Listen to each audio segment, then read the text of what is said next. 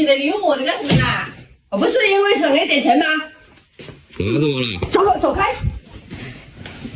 你有什么事你跟我讲嘛？你跟省到我头上来了，走开啦！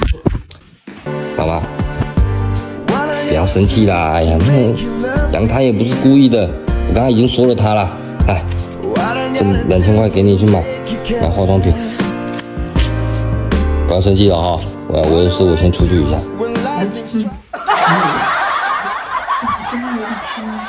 就让这大雨全都落下，就让你看不见我脸上的挣扎。